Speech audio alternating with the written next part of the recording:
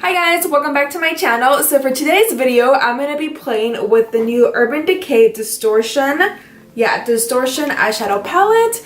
Look how cool this packaging is, you guys. It is so awesome. And when you open it up, you guys, you get all 10 shades. So there are 9 new shades with this palette, and this palette will run for $49. So you can definitely buy this at Sephora or even urbandecay.com. I believe it's going to be available next month in December.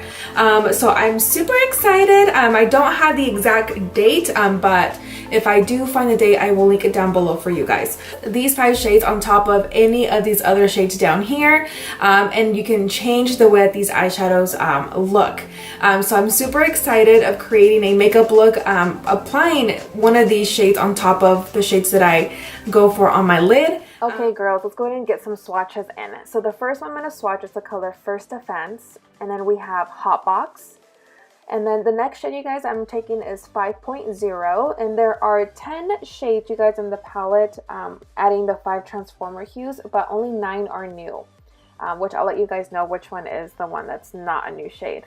This one is Rouge, and then we have Trash Talk, and then we have Territorial, which is one of my favorite bronzy colors. Oh my gosh.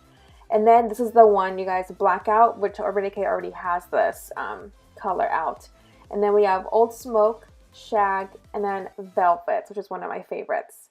And then I'm going to go ahead and take the color Bleach, you guys, and place it over 5.0, so it gives it more of an icy eyeshadow look. And then I'm going to take Shifty and apply on top of Blackout. And then Space above Old Smoke. And then taking Mind Game above First Offense. And then applying Blur on top of Trash Talk. And take some setting powder, you guys, and just place it underneath, just in case, because I don't know if there's going to be any fallout at all. So let's go ahead and get started.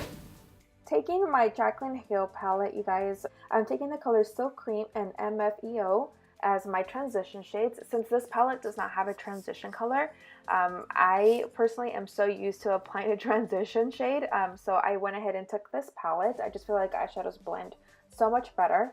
And I'm using a Morphe brush that has no number because I got it in a set, but I'll link it down below for you guys. Taking my MAC 266 brush and my Sedona Lace EB21 brush and dipping into the color Blackout, I'm going to start to create my cut crease. Once I've created that cut crease and I'm satisfied with it, you guys, I'm going into my Sedona Lace brush, that EB21, and I'm going to start to blend it back and forth. The trick with a cut crease, you always just want to blend in the middle. Just in the center, and leave the inner and outer corner as is, and then just blend back and forth. I feel like that creates a really bomb cut crease, and it's less work, and then it gets less messy. And then just to blend everything together, I'm taking a Morphe M507 brush. I really didn't know which shade to choose, but this orange stood out to me so bad, so I went into the color First Offense and using a MAC 233 to apply it, and I'm going to apply it all over my lid.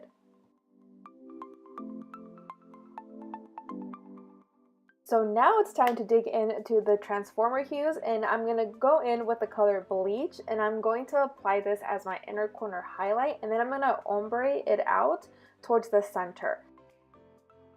Going back to my MAC 266 and the shade Blackout, I'm going to start to create my wings.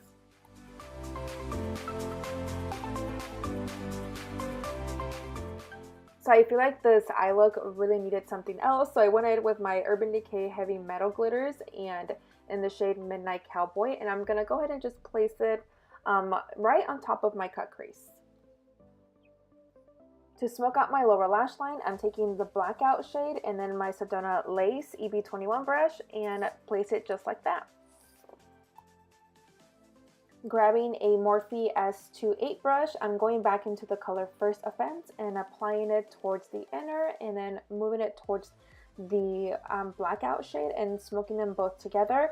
And I'm noticing that the color Blackout, when I'm blending Blackout and First Offense together, it's kind of making the black look more like a dark green, which I thought was pretty cool.